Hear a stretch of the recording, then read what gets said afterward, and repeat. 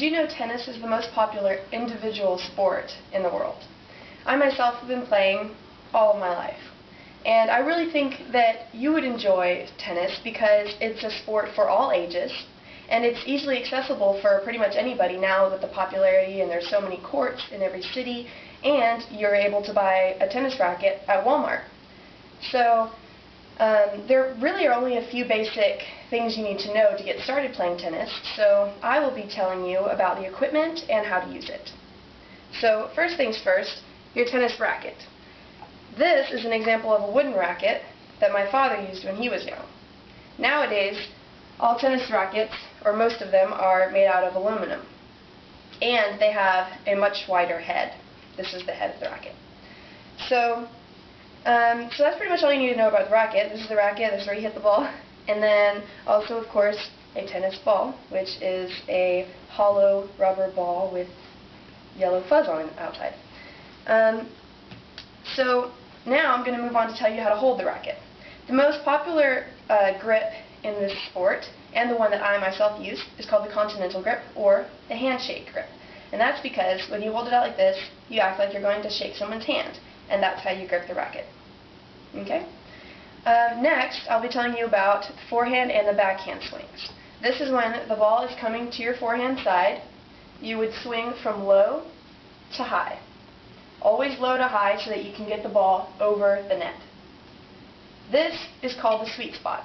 It's about the diameter of your hand, and that's where you want the ball to hit because it would send it the furthest distance and where you want it to go. So again, forehand from low to high, up across your shoulder, like this. Now backhand is the same thing, using the same grip, except nowadays people use two-hand backhands, so just to give you more stability. So when the ball comes to your backhand side, you turn like this, and again, low to high, you hit the ball like this over the net. Always keeping your head perpendicular to the ground, so that your ball will go where you want it to go. Okay, next I want to tell you about how to volley. Now a volley is when you're standing up close to the net, and you don't swing at volleys, because if you were to swing, the ball would go out of the court. So during a volley, you keep your racket still and let the ball do all of the work. It's similar to forehand and backhand. This is where you would turn, for the ball is coming to your forehand, and you just let it bounce off. Or backhand, you just turn this way and let it bounce off. Now, a funny story about volleying is my high school coach actually taught us that you pretend like you're holding a baby. Now, if this was the head of the baby, you wouldn't want it to drop. So, similarly, when you're holding a racket and you're volleying at the net, don't let the head of the racket drop, or the ball will bounce in the net. So always keep the head up, backhand and forehand. Now that I've taught you about some of the different hits, I'm going to move on to pretty much the most essential hit that you can do in tennis, because it starts the match. That would be the serve. For a serve, the first thing you would want to know is how to toss the ball. Tossing the ball is important because if you toss it too low, then you can't get it over the net. If you toss it too high, you may overestimate and miss it completely.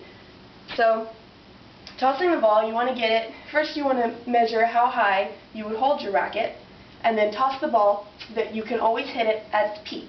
That way, you can have the maximum force to get it into the other court. So, I've talked about how to hit forehand and backhand, making sure that your racket's perpendicular to the ground, and you're hitting in the sweet spot. And I've also talked about how to volley at the net. Now that I've talked about how to serve, that pretty much gives you all of the basic ingredients on how to get started in tennis. Tennis can be a really great sport, and now that you know the different ways to hit the ball, I leave it up to you to go and learn about the court and about the scoring, and it's a really interesting sport to watch as well. So, now all you need to do is go get your racket and go find a court and win. Thank you.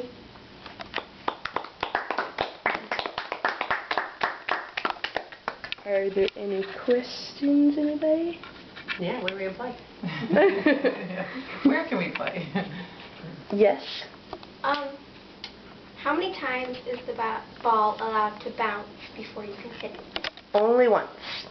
You can bounce on the court once, and then you must hit it with your racket. Good question. Anybody else? Yes. What if it's coming straight at you? What if it's coming straight at you? Like when you're volleying? No, when it's coming to your face. To your face? Well, that depends on where you're standing in the court. So if you're standing in the middle of the court, then you can guess that based on your height, if it's coming straight at your face, it's probably going to land in, so you want to hit it.